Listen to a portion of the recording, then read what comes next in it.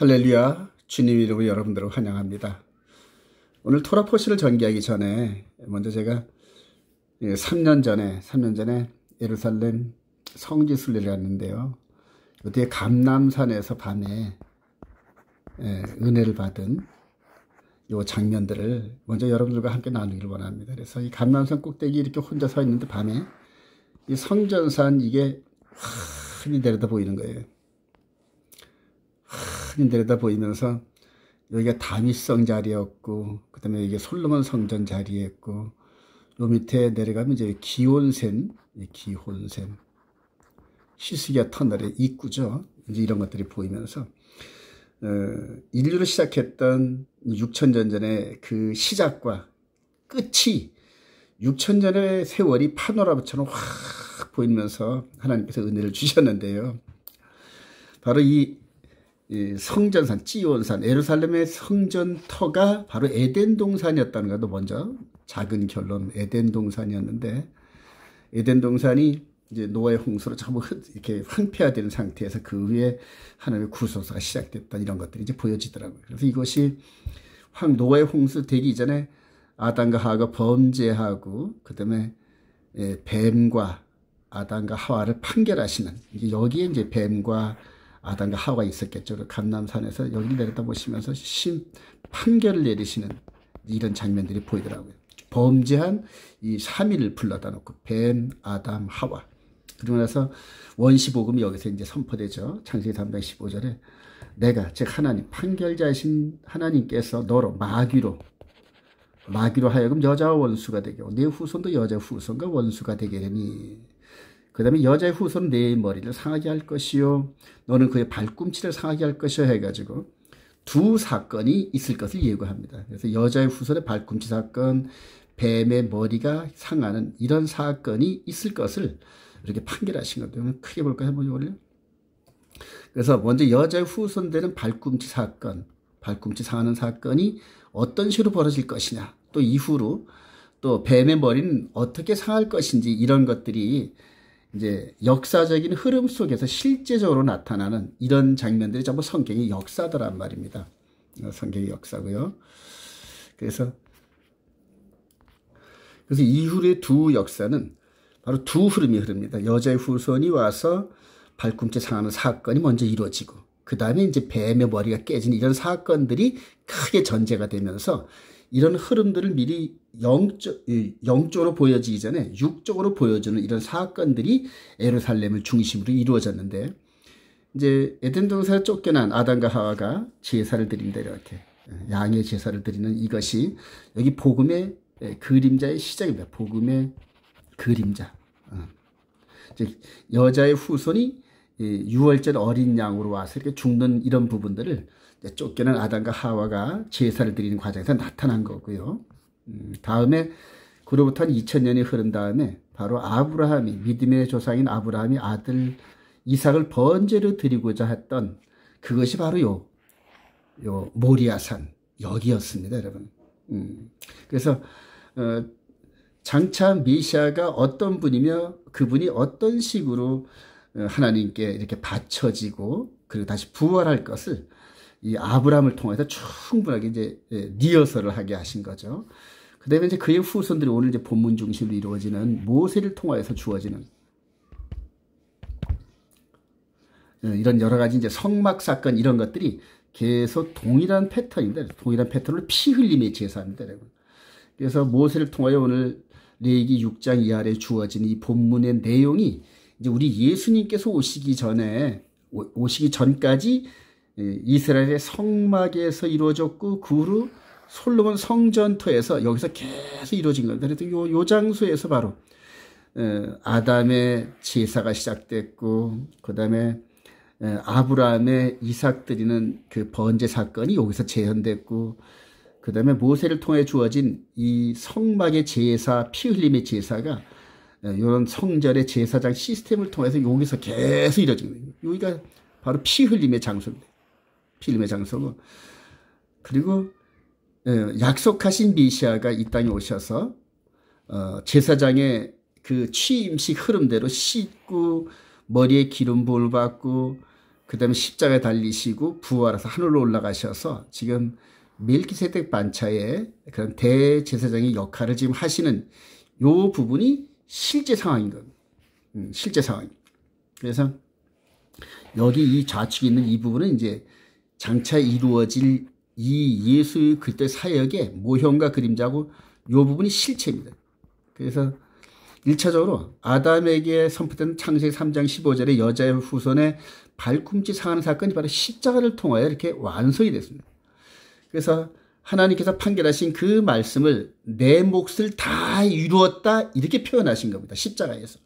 이제 내 몫은 내가 십자가에 달려서 죽고 부활하고 하늘로 올라가는 이런 흐름 속에서 내가 다 이뤘다.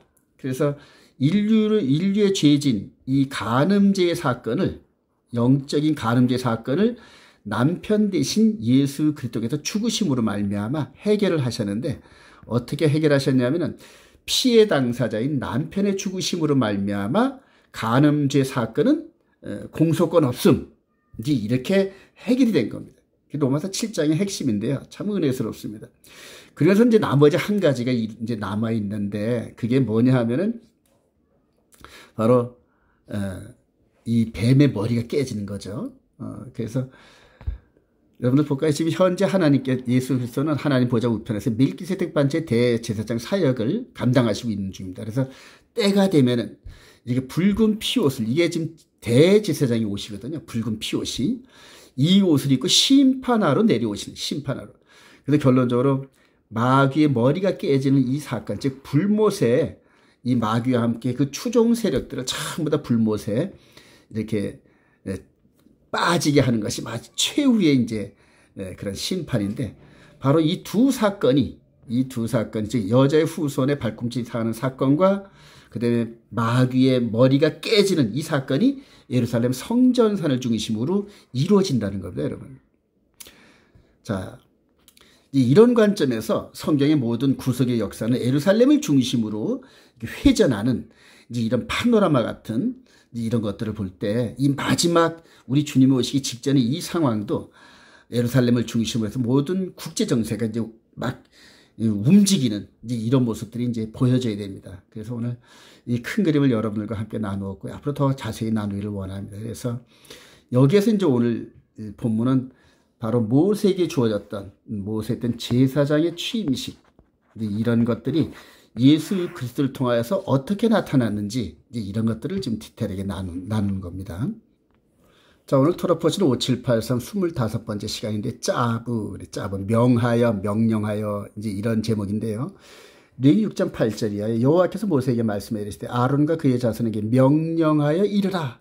번제의 규례는 이러하니라. 번제물은 아침까지 제단 위에 있는 석쇠 위에 두고 제단의 불이 그 위에서 꺼지지 않게 할 것이요. 제사장은 세마포 긴 옷을 입고 세마포 속바지로 하체를 가리고 제단 위에서 불태운 번제제를 가져다가 제단 곁에 두고 그 옷을 벗고 다른 옷을 입고 그 제를 진영 바깥 정결한 곳으로 가져갈 것이요. 제단 위의 불은 항상 피어 꺼지지 않게 할지니 제사장은 아침마다 나무를 그 위에 태우고 번제물을 그 위에 버려놓고 화목제의 기름을 그 위에서 불사를 찌며 불은 끊임없이 제단 위에 피어 꺼지지 않게 할지니라. 이게 이제 1차 명령입니다. 이 제사장들이 양을 잡고 각을 뜨고 번제단에서 태우는데 이 번제단의 불은 절대 꺼지면 안 됩니다. 이게 이제 오늘날 우리에게 어떻게 적용이 되느냐 함께 은혜를 나누기를 원합니다. 이제 예수께서 실체 대신 이 어린 양의 실체 대신 예수께서 오셔서 이제 이렇게 말씀을 하십니다. 마태복음 10장 21절에 이때로부터 예수 그리스도께서 자기가 예루살렘에 올라가 장로들과 대제사장과 서기관들에게 많은 고난을 받고 죽임을 당하고 제3일에 살아나야 할 것을 제자들에게 비로소 나타내시니 베드로가 예수를 붙잡고 항변하여 이르되 주여 그리 마옵소서 이 일이 결코 죽게 미치지 아니하리이다. 예수께서 돌이키시며 베드로에게 이르시되 사탄아 내 뒤로 물러가라. 너는 나를 넘어지게 하는 자로다. 네가 하나님의 일을 생각하지 아니하고 도리어 사람의 일을 생각하는도다 하시고 이에 제자들에게 이르시되 누구든지 나를 따르거든 자기를 부인하고 자기 십자가를 지고 나를 따를 것이라. 누구든 제 목숨을 구원하고 자하면은 잃을 것이요 누구든지 나를 위하여 제 목숨을 잃으면 찾으리라. 여기서 이제 영적인 패러독스 같은 이런 메시지를 하는데 자 베드로가 우리 예수님께 야단을 맞는데 어떤 내용이면 하나님의 일은 생각하지 않냐고 사람의 일을 생각하는다, 이렇게 이제 지적을 하시거든요. 여기서 12제자들이 따라다니는데 이들의 생각은 지금 어디에 꽂혔냐 하면은 우리 주님이 오시기 요때로부터 한 200년 전쯤에 안티오코스 에피파네스를 상대로 해서 마카비 전쟁을 일으킨 적이 있습니다. 이스라엘 백성들이. 그리고 그 전쟁이 성공해가지고 이 시리아군 안티오코스 에피파네스를 몰아낸 그 마카비 형제를 중심으로 해서 약 한 100년 정도를 이들이 정권을 잡습니다. 그래서 그때 마카비 혁명에 동참한 많은 사람들이 이제 개옥공신 같은 그러한 이렇게 권세를 받아서 나라를 다스리는 이런 일들이 이제 200년 전에 있었습니다. 그리고 이 제자들은 지금 현재 예수님을 따르는 제자들은 그 당시를 생각하면서 예수 그리스도를 지도자로 삼고 로마군을 내쫓고, 그때 당시에 마카비 형제가 안티오코스 에피파네스 이들을 몰아낸 것처럼 똑같은 일을 반복하려는 이제 그런 생각으로 따라다닌 겁니다. 여기서 우리 예수님께서 이제 그런 생각을 하시면서 이제 꾸짖는데, 꾸지람을 받는 제자들은 이게 무슨 말인지 그때 당시에는 이해를 못했을 겁니다. 그러나 예수님께서 십자가에 죽으시고 부활하시면서 하늘로 올라가시고 성령의 기름 부음을 받으면서 지금 예수님께서 우리 12제자들에게 맡기신 이 사역은 마카비 형제 같은 그런 육신적인 그러한 메시아 무브먼트가 아니라 영적인 영혼의 몸의 무브먼트구나 하고 이걸 깨달으면서 마지막으로 육신의 생명인 자기 목숨들을 이 복음을 위해서 다 쏟아낸 겁니다, 여러분. 그래서 생각의 차원이 달라야 됩니다, 여러분. 이게 성령 충만한 제 모습인데요. 자, 우리 예수님께서 드디어 예고하신 대로 십자가에서 죽으셨습니다. 그리고 3일 만에 부활하셨습니다.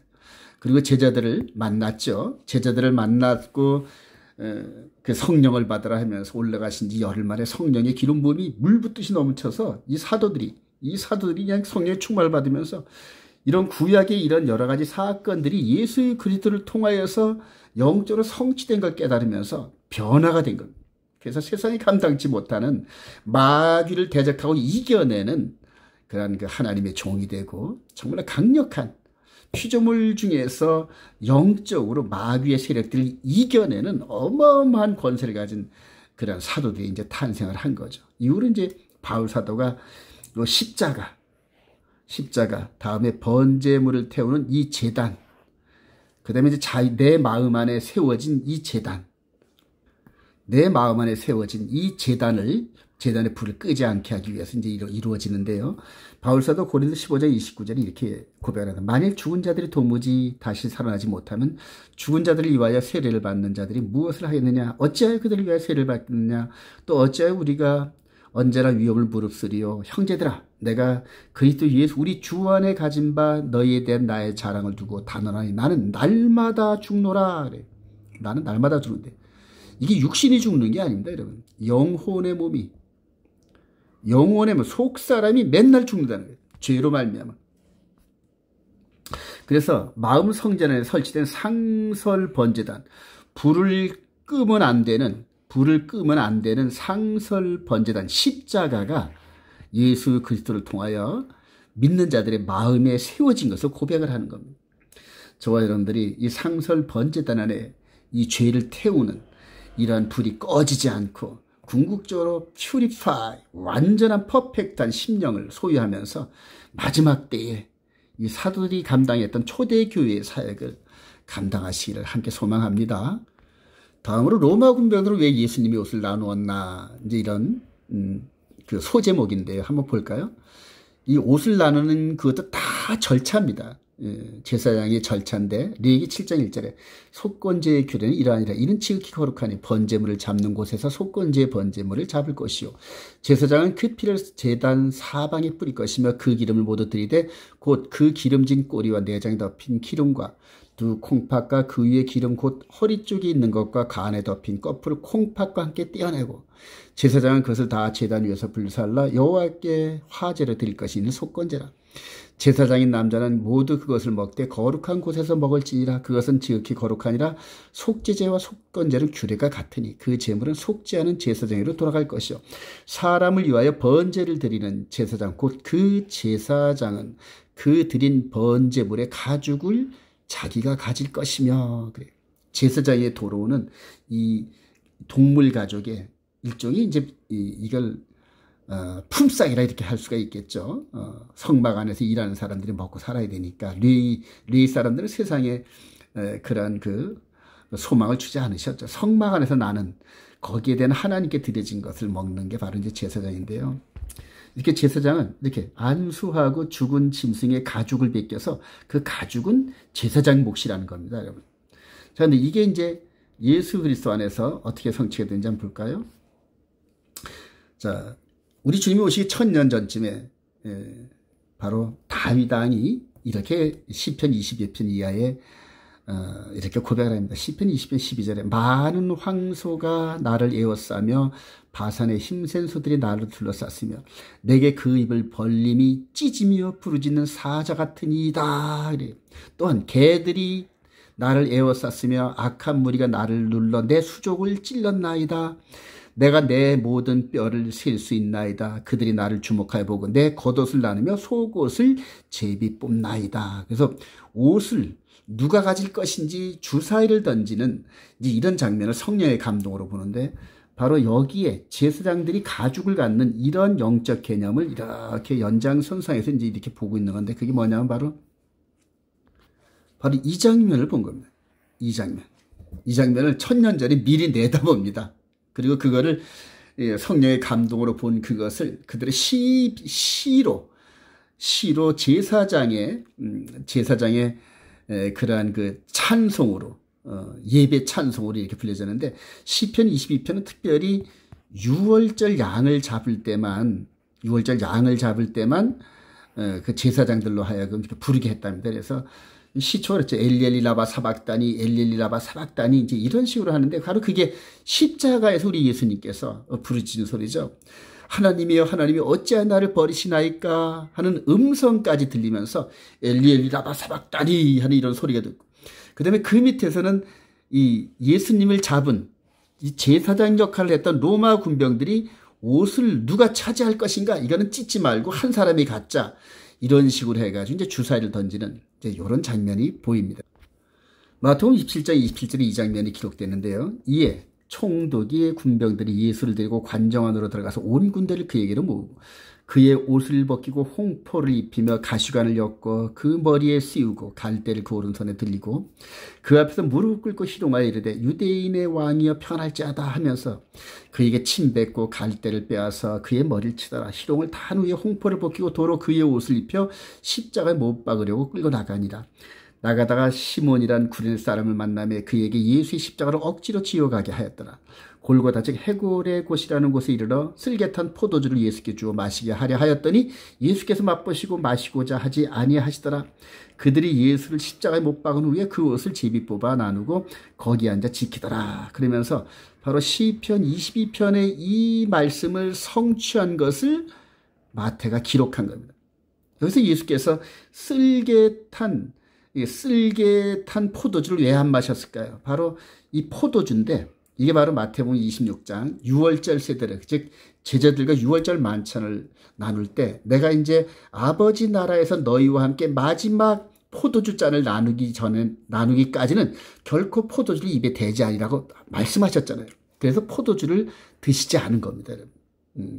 그래서 여기에서 바로 이렇게 성취가 돼서 이 로마 군병이 마치 구약의 성막 제사를 드리는 제사장처럼 이 짐승을 잡아서 가죽을 챙겼던 이런 것처럼 똑같이 이렇게 해서 예수 그리스도의 겉옷을 이렇게 차지하는 이런 장면들입니다.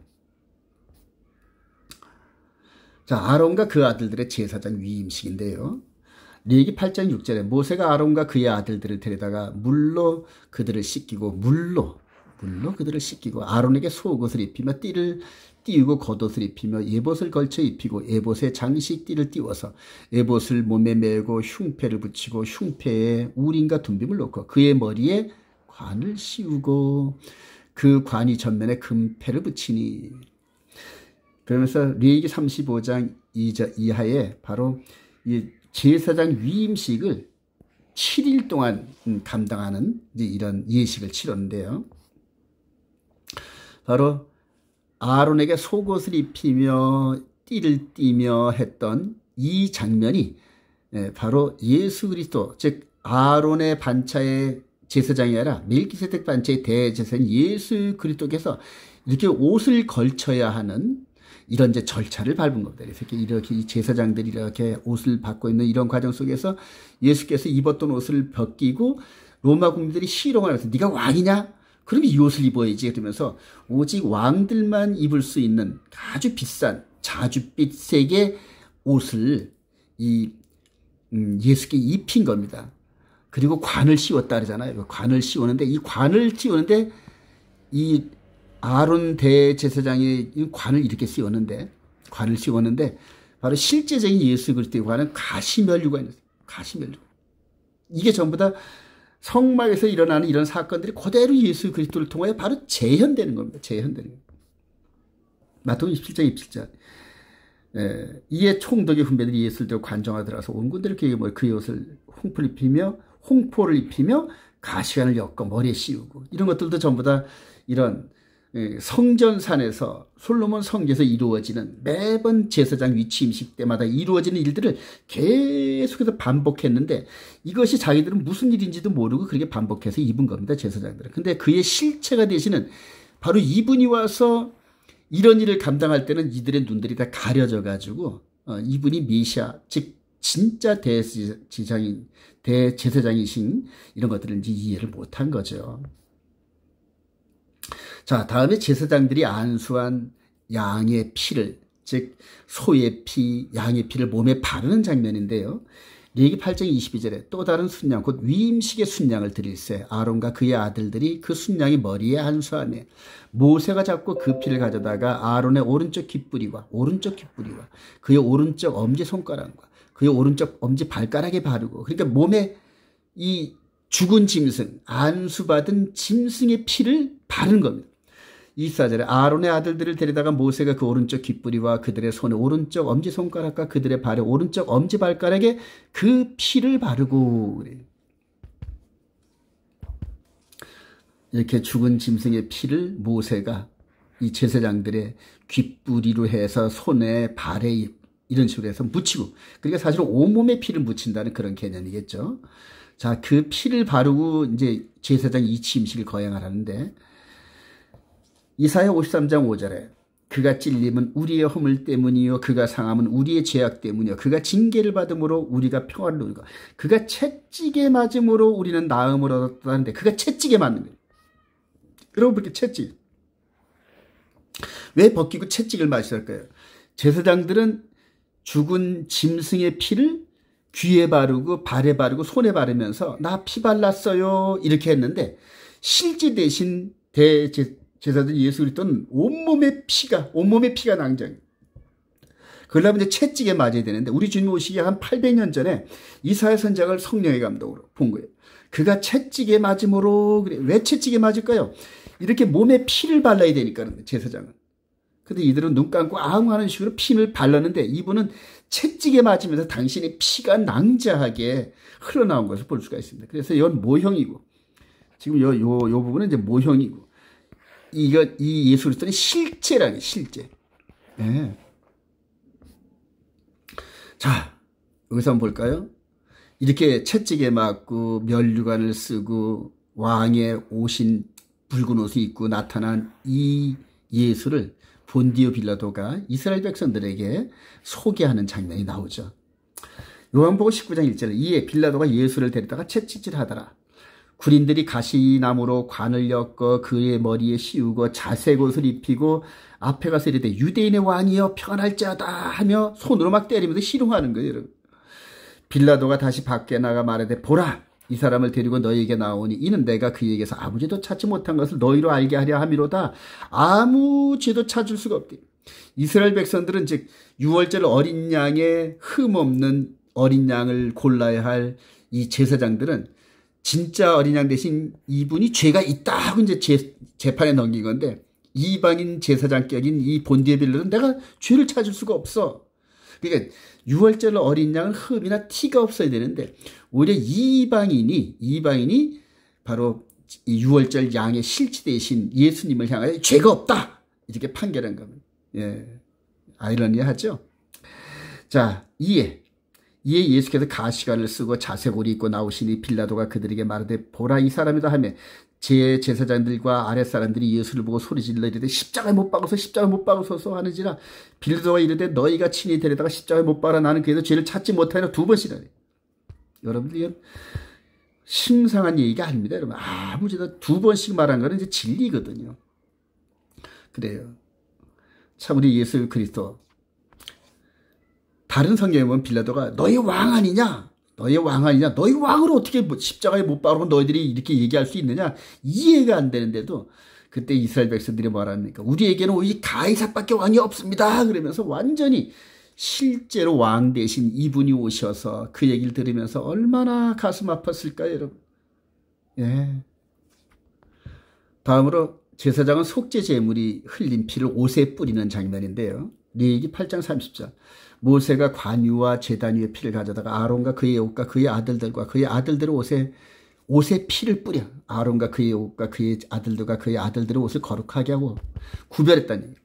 전부 이 짐승의 피를 이 옷에다 뿌리는 거예요. 옷에다 한번 뿌려서 전부 묻히는 겁니다. 옷에다.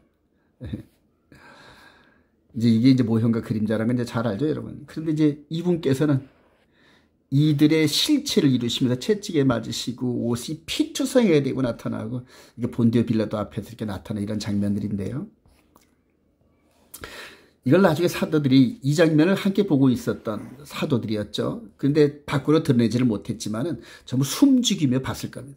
그래서 자신의 지도자가 이 로마 군병들을 몰아내고 마카비 혁명 때처럼 다시 한번 우뚝 세워지는 이런 로마의 이 유대인의 지도자감으로 삼았던 3년 반 동안 온갖 이적과 기적을 행하며 많은 사람들에게 호응을 받고 이스라엘 백성들을 결집시킬 수 있는 능력을 갖고 있는 지도자이신 이분이 이렇게 힘없이 매것이 잡혀서 쇠사슬에 묶여서 곧 죽는 장면 이런 것들을 그냥 막 애타면서 봤을 겁니다. 그런데 죽으시고 부활하고 나서 성령의 감동이 된 다음에 이제 이걸 깨달은 거예요.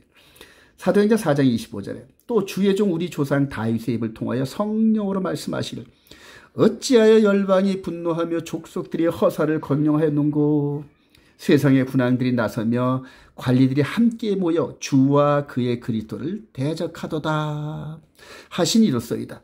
과연 헤롯과 본디오 빌라도는 이방인과 이스라엘 백성들과 합세하여 하나님께서 기름 부으신 거룩한 종 예수를 거슬러 하나님의 권능과 뜻대로 이루려고 예정하신 그것을 행하려고 이 성에 모였나이다. 그러면서 이렇게 모여있는 이 부분이 하나님의 종 예수 그리스도를 대적하려고 모였던 이제 이 부분으로 이제 깨달은 겁니다, 여러분. 그러니까 조상 다윗의 성령의 감동을 통하여 말씀하셨던 것이 무슨 말인지 알지 못했는데 이제 실체가 와가지고 이런 장면을 보여주니까 그 말씀과 실체를 이렇게 오버랩을 하니까 이게 바로 하나님의 메시지였고 메시아였구나 깨달은 겁니다. 그리고 이 성에 모였나이다 하는 이 모였나이다 게더링 이 부분이 이제 중요한데 여러분. 자, 우리 마지막 때 한 번 더 이런 사건들이 모이는 게 또 이루어집니다. 계시록 16장 12절에 또 여섯째 천사가 그 대접을 큰 강 유브라데에 쏟으며 강물이 말라서 동방에서 오는 동방에서 왕들의 길이 예배되었더라. 내가 보매 개구리 같은 새 더러운 영이 용의 입과 짐승의 입과 거짓 선지자의 입에서 나오니 그들은 귀신의 일이라 이적을 행하여 온 천하 왕들에게 가서 하나님 곧 전능하신 이의 큰 날에 있을 전쟁을 위하여 그들을 모으더라. 이 성에 모였나이다. 똑같이 종말 때에 백성들을 속여서 넘어뜨리려고 또 모으는데 그때 15절에 보라 내가 도둑같이 오리니 누구든지 깨어 자기 옷을 지켜 벌거벗고 다니지 아니하며 자기의 부끄러움을 보이지 아니하는 복이 있도다 하고 새 영이 히브리어로 아마겟돈이라 하는 곳으로 왕들을 모으더라. 그래서 아마겟돈이라는 것은 하르 무기또입니다. 하르 무기또. 무기또 평야 위에 산을 얘기하는데 바로 갈멜산을 얘기하는데 갈멜산에서 어떤 사건이 벌어졌나요? 열왕기상 18장에 보면은 엘리야 한 사람이 바알과 아세라 선지자 850명을 아합 왕에게 모이게 해서 누가 섬기는 분이 과연 여호와 하나님이냐 한번 내기 한번 해보자. 너희들 850명이 섬기는 너희들이 섬기는 분이 여호와 하나님이면 불이 내릴 테고 내가 즉 혼자 남은 내가 섬기는 그분이 진짜 여호와 하나님이라면 이곳에 불을 내릴 거에다 두 제단을 세우죠. 그리고 나서 결과적으로는 엘리야의 제단에 불이 내리고 바알 선지자 450이 떼죽음을 당하는 사건인데, 그때 이제 전국에서 아합 왕이 바알과 아세라 선지자 모여라 할 때 모으더라 그런 개념이 지금 여기 있는 거예요. 이제 그것이 예수님 당시에 또 그런 개념이 한번 나타났고, 예수님 재림 시에 또 한번 그런 개념이 나타나는 것을 여러분들 아마겟돈 전쟁에서 이렇게 얘기를 합니다. 저와 여러분들이. 근데 마지막 때 보면은 요한 사도가 붉은 옷을 입고 오시는 메시아를 봅니다. 계시록 19장 11절에 보라 백마와 그것을 탄 자가 있으니 그 이름은 충신과 진실이라. 그가 공의로 심판하며 싸우더라. 그 눈은 불꽃 같고 그 머리에는 많은 관들이 있고 또 이름 쓴 것 하나가 있으니 자기밖에 아는 자가 없더라. 그가 피 뿌린 옷을 입었는데, 그래요. 피 뿌린 옷. 제사장들이죠. 피 뿌린 옷. 그래요. 여기 피 뿌린 옷. 일맥상통하죠. 그래서 심판주를 입은 옷이에요. 이때는 진짜 피 뿌린 옷인데 붉은, 진짜 왕이 입는 붉은 자주옷, 그 옷을 입고 재림하시는 예수 그리스도를 이렇게 묘사하신 건데, 그 이름을 하나님의 말씀이라 칭하더라. 말씀의 본체이신 예수 그리스도가, 그 말씀이 육신이 되어 이 땅에 오신 그분을 임마누엘이라 했는데, 초림 때는 이렇게 우리 죄를 대속하시기 위해서 힘없는 모습으로 죽으시는 모습의 메시아였는데, 재림 주시는 공중에서 천사장들의 호령소리와 함께 나팔소리와 함께 장엄한 심판주로 이렇게 내려오시는 장면들을 보게 됩니다. 그래서 저와 여러분들은 바로 이분을 기다리고, 이 땅에서 내가 하나님이여 하고 성전에서 나타나는 그러한 적그리스도가 아니라, 이 땅에서 육신을 갖고 있는 우리들을 통치하려고 오시는 분이 아니라 영의 몸으로 부활해서 퍼펙트한 몸으로 변환된 당신의 귀한 신부들을 데리고 공주로 끌어올리시고 나머지 이 땅에 있는 자들을 심판하러 오시는 재림주, 심판주를 기다리는 겁니다. 이제 그때 모였나이다, 모으더라, 마지막 때 모으더라 일 때 저와 여러분들이 엘리야 선지자 때처럼 너희들이 어느 편에 속할 것이냐? 너희들이 이 바알과 아세라가 선지는 그 사람이 그 신이 여호와라 생각하면 글로 서라. 대신 내가 섬기는 그분이 여호와라면 내 라인에 서라. 그래서 850대 1의 전쟁을 벌였는데 처음에는 이스라엘 백성들이 엘리야 뒤에 서 있지 않았을 거예요. 전부 다 바알과 아세라 편에 전부 들었을 겁니다. 마지막 때도 우리 주님 재림절에 똑같은 현상이 일어나서 잘못된 적그리스도, 즉 미혹의 거짓의 아비인 마귀의 현신인 짐승, 즉 적그리스도에게 전부 다 줄을 쓸 겁니다. 현재 그런 현상이 보입니다, 여러분. 여러분들 정말로 말씀을 순종하면서 영적인 진리를 몸에 소유하시기 바랍니다. 그래야 마지막 때 미혹을 당하지 않습니다. 다음으로 아주 중요한 장면인데요. 대제사장 아론의 머리에 부어진 관유와 예수 그리스도 머리에 향유옥화. 그래요. 자, 레위기 8장 7절에 아론에게 속옷을 입히며 띠를 띄우고 겉옷을 입히며 예봇을 걸쳐 입히고 에봇에 장식 띠를 띄워서 에봇을 몸에 메고 흉패를 붙이고 흉패에 우림과 둠빔을 놓고 그의 머리에 관을 씌우고 그 관 위 전면에 금패를 붙이니 곧 거룩한 관이라 여호와께서 모세에게 명령하신 것과 같더라. 또 모세가 관유를 가져다가 성막과 그 안에 모든 것에 발라 거룩해 하고 또 제단에 7번 뿌리고 그 제단과 그 모든 기구와 물두멍과 그 받침에 발라 거룩하게 하고 또 그 관유를 아론의 머리에 붓고 그래요.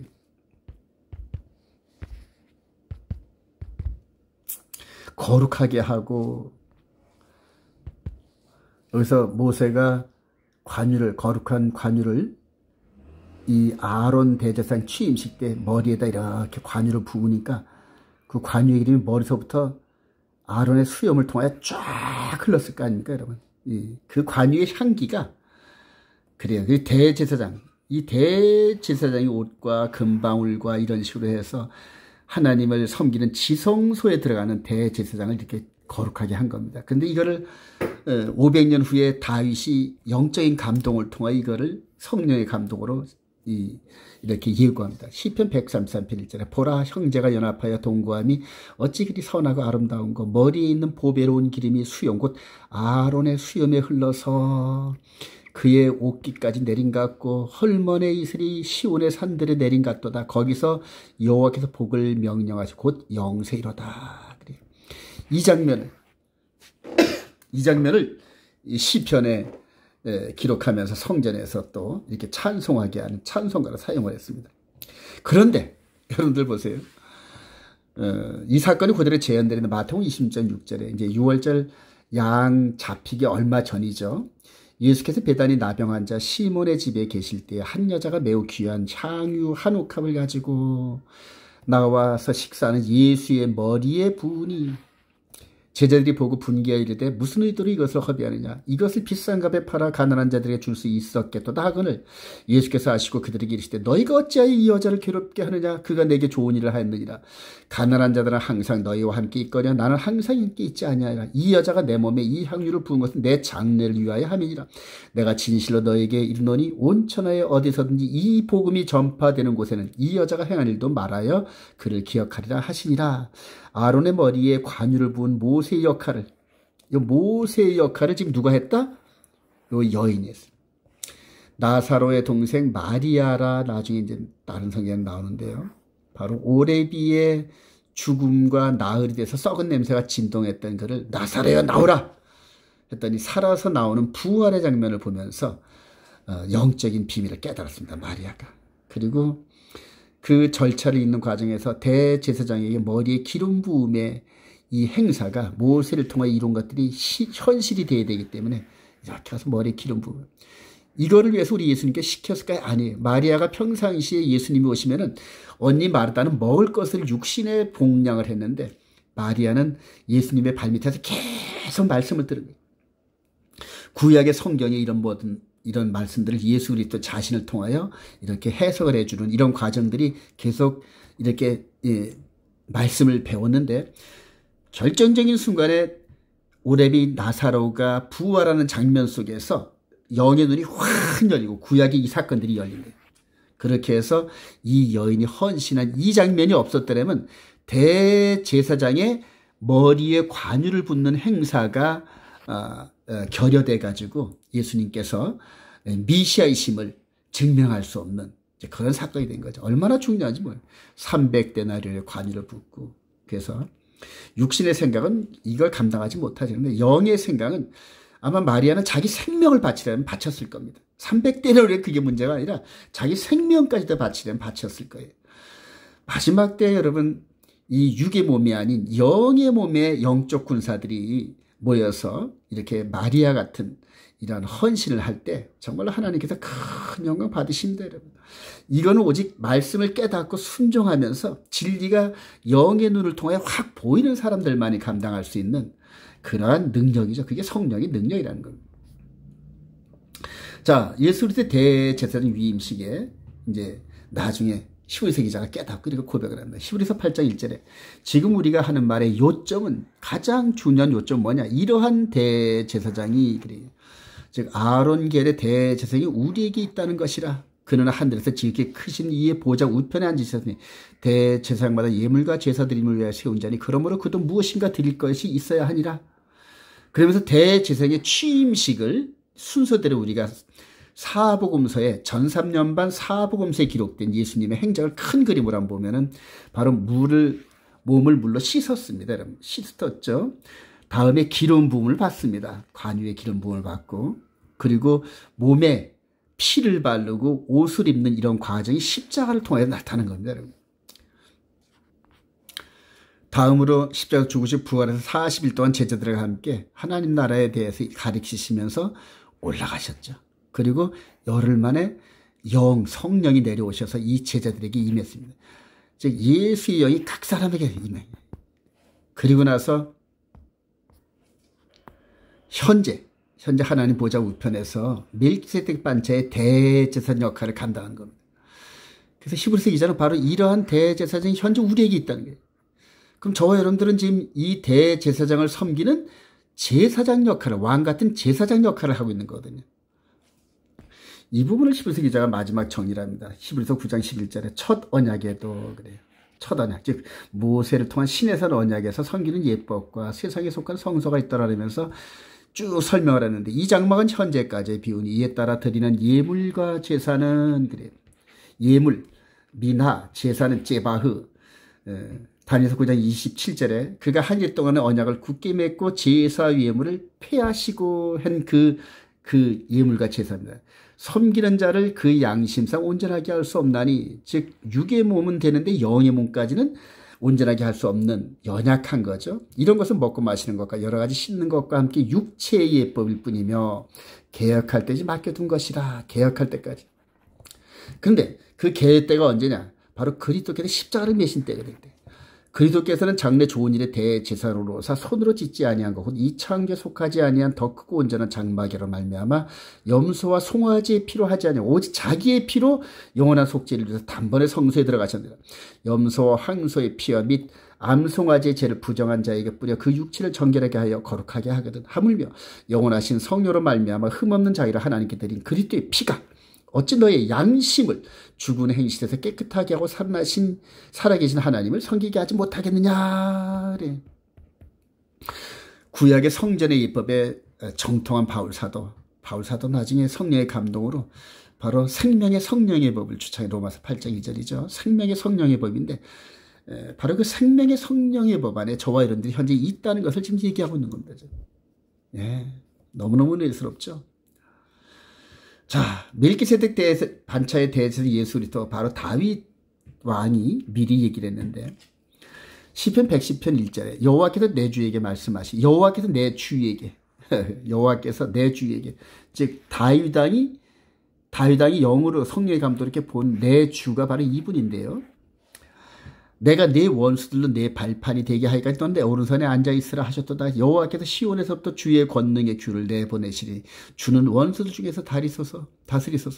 주의 권능의 날에 주의 백성이 거룩한 옷을 입고 즐거이 헌신하니 새벽 이슬 같은 주의 청년들이 주께 나오는도다. 여호와는 맹세하고 변하지 아니하시라. 이르시기를 너희는 멜기세덱의 서열을 따라 영원한 제사제라 하셨도다. 그래요. 이 멜기세덱은 요 다윗 이전에 딱 한 군데 나오는데 바로 아브라함이 롯을 구해오는 그 과정에서 성전산, 지금 그 모리아산을 지나는 과정에서 멜기세덱 왕이, 예루살렘의 왕 멜기세덱 제사장이 나와서 축복하고 포도주와 떡을 줄 때 11조를 바쳤던 그런 사건. 그래서 이 멜기세덱은 태어난 기록도 없고 죽은 기록도 없이 지금까지 계속 난 적도 없고 죽은 적도 없는 그러한 영원한 제사장. 근데 그것을 아브라함 이후로 1000년 후에 다윗 왕을 통하여 이제 또 보여주신 거예요. 자, 그리고 이 땅에 오신 예수님께서 서기관과 바리새인들에게 이제 질문을 합니다. 너희는 그리스도에 대하여 어떻게 생각하느냐? 누구의 자손이냐? 대답하되 다윗의 자손. 이들은 당연히 다윗의 자손이라 그러죠. 이시대 그러면 다윗이 성령에 감동되어 어찌 그리스도를 주라 칭하여 말씀하되 주께서 내 주께 이르시되 내가 내 원수를 내 발 아래 둘 때까지 내 우편에 앉아있으라 하시도다 하였느냐. 다윗이 그리스도를 주라 칭하였은즉 어찌 그의 자손이 되겠느냐 하시니 한마디도 능히 대답한 자 없고 그다음부터 감히 그에게 묻는 자도 없더라. 여러분, 이분이 다윗 왕이 봤던 내 주가 바로 이분이란 말입니다. 여러분, 할렐루야. 그래서 계속 시대마다 성령의 감동으로 당신이 하실 일들을 그렇게 선지자 및 여러 사람들을 통하여 계속 예언케 하신 분이 바로 이분이시고, 그 예언한 그대로 답습하면서 그대로 재현하면서 내가 너희들의 역사 속에서 기록됐던 그 메시아야 하면서 계속 사복음서 내용을 그대로 실천에 옮기셨는데 이걸 그 시대에 깨닫는 자들이 없었다는 겁니다. 히브리서 7장 11절에 이렇게 얘기해요. 네 계통의 제사 직분으로 말미암아 온전함을 얻을 수 있었음 백성이 그 아래서 율법을 받았으니 어찌하냐 아론의 반차를 따르지 않고 멜기세덱의 반차를 따르는 다른 한 제사장을 세울 필요가 있느냐. 제사 직분이 바뀌었은즉 율법도 반드시 바꾸어지리니. 그래, 바꾸어진 것은 제사법을 말하는 거는 성전에서 제사를 드리던 보이는 동물 제사법의 이런 토라, 이런 율법이 이제는 마음 성전에서 이루어지는 생명의 성령의 법으로 바뀌었다는 거예요. 자, 이것은 한 사람도 제단위를 받들지 않은 다른 지파에 속한 자를 가리켜 말한 것이다. 우리 주께서는 유다로부터 나신 것이 분명하도다. 그래. 창세기 49장에 보면은 그대로 야곱이 죽기 직전에 성령의 감동으로 12아들에 대해서 장래 되어질 일들을 이렇게 예언하는 장면이 나오죠. 그때 유다를 보면서 실로가 바로 유다 지파를 통하여 오신다 이렇게 예언을 했습니다. 자, 이 지파에는 모세가 제사장들에 관하여 말한 것이 하나도 없고 멜기세덱과 같은 별다른 한 제사장이 일어난 것을 보니 더욱 궁금하다. 그는 육신에 속한 한 계명의 법을 따르지 않고 오직 불멸의 생명의 능력을 따라 되어서 증언하여 이르되 내가 영원히 멜기세덱의 반차를 따르는 제사장을 하였도다. 히브리서 기자가 바로 시편에 기록된 성령을 감동인데 이거를 근거로 성령의 영감으로 깨달으면서 이렇게 적용을 하는 거예요. 바로 누구였다? 이분 십자가를 달린 이분이었는데 이분이 멜기세덱 반차의 영원한 대제사장이었다. 이렇게 선언하는 겁니다. 그리고 아까 초반부에 이렇게 설명을 드렸거든요. 예루살렘 성전을 중심으로 해서 이런 인류 구원의 역사가 이렇게 이루어졌고, 요까지는 이제 이루어진 겁니다. 요까지 예수님이. 요 부분이 이제 앞으로 저와 여러분들이 이제 마주할 사건들이죠. 그래서 이 마지막 결승 테이프를 끊는 저와 여러분들의 사명이 얼마나 중요한지 모른다. 그래서 초대교회 때 이상으로 성령의 감동과 능력을 받은 마지막 때 주의 종들이 기도의 300용사 같은 역할들을 감당할 겁니다. 소원하기는 저와 여러분들 가운데서 이제 여기가 이제 변해서 전부 주택가로 변했죠. 여기는 이제 무덤 이런 데 있고 여기가 겟세마네 동산입니다. 그래서 여긴 전부 다 지금 도시화됐고 여기가 이제 예루살렘 호텔이 이후에 있는데 요 부분에서 이 성령에 감동된 그런 사람들이 모여서 밤낮 없이 기도하는 이런 일들이 이제 있어야 되는데 바로 생명의 성령의 입을 온전히 깨달은 사람들이 이제 가서 이루어질 일들입니다. 결론입니다. 예수 그리스도 안에서 왕 같은 제사장의 삶을 감당합시다. 그래요. 베드로전서 2장 4절에 사람에게는 버림바가 되었으나 하나님께는 택하심을 입은 보배로운 산돌이신 예수께 나아가 너희도 산돌같이 신령한 집으로 세워지고 우리가 신령한 집이라는 예수 그리스도로 말미암아 하나님이 기쁘게 받으신 신령한 제사를 드리는 즉 보이는 육신의 제사가 아닌 신령한 제사를 드릴 거룩한 제사장이 될지니라. 바로 지금 예수를 믿는 성도들이 성경에 기록됐을 때 보라 내가 택한 보배로운 모퉁이 돌을 시온에 두노니 그를 믿는 자는 부끄러움을 당하지 아니하라 했으니 그러므로 믿는 너희에게는 보배이나 믿지 아니한 자들은 건축자들이 버린 그 돌의 모퉁이의 머릿돌이 되고 모퉁이돌이 되죠. 또한 부딪히는 돌과 걸려 넘어지게 하는 바위가 되었다 하였느니라. 그들이 말씀을 순종하지 아니하므로 넘어지나니 이는 그들을 이렇게 정하신 것이라. 그러나 너희는 택하신 족속이요 왕같은 제사장들이요 거룩한 나라요 그의 소유가 된 백성이니 이는 너희를 어두운 데서 불러내 그의 기이한 빛 그래 오르 그래 생명의 빛 들어가게 하신 이의 아름다운 덕을 선포케 하려 함이라. 그래서 저와 여러분들의 지금 사명이 바로 이거예요. 기이한 빛에 들어가게 하신 영의 빛, 이 빛의 세계에 들어가신 이 보이는 세계가 아닌 이곳에 들어가시고 장차 재림하셔서 우리를 다시 데리고 가실 이분. 그래요. 지금 현재 이 상황 속에 살고 있는 땅에 있는 저와 여러분들의 제사장입니다. 하늘에서 지금 기도하시는 분이 멜기세덱 반차의 대제사장. 그래요. 지금 이 상황이 바로 생명의 성령입니다. 그래서 저와 여러분들이 지금 왕 같은 제사장의 역할을 감당하는데 계시록 20장에서 나오는 1000년 동안 왕 노릇하는 이 부분이 바로 이 부분을 베드로가 보고 얘기한 거거든요. 우리 주님 재림한 후에 이 땅에서 지금 성전산을 전 세계 수도 삼으면서 천년왕국 동안 유다 백성들을 중심으로 해서 통치한다는 세대주의 관점의 이런 종말론은 이건 비성경적인데 여러분. 거기에 넘어가면 정말 적그리스도가 성전에서 내가 하나님이라는 그 완전한 그 루시퍼 빛나는 육신적으로 볼 때 어마어마한 능력과 권세를 가지고 하나님의 아들 같은 모습으로 나타날 때 전부 속아 다 넘어갑니다. 여러분. 마지막 때 이 마귀가 현현해가지고 하나님과 대적했던 이 마귀가 직접 내려와서 우리 인간들을 통치하는 인간들을 갖고 노는 이러한 사건들이 이제 후 3년 반에 이루어질 터인데 그때는 오직 진리를 소유하고 진리 가운데 사는 사람들 외에는 그거를 분별할 능력이 없습니다, 여러분. 그래서 마지막으로 에베소 6장 교회를 마지막 부분에 바울사도가 이같이 우리한테 권면합니다. 끝으로 너희가 주 안에서와 그 힘의 능력으로 강건해져 마귀의 관계를 능히 대적하기에 하나님의 전신갑주를 말씀의 전신갑주를 입으라. 우리의 씨름은 혈과 육을 상대하는 것이 아니라 통치자들과 권세들과 이 어둠의 세상 주관자들과 하늘에 있는 악의 영들을 상대함이라.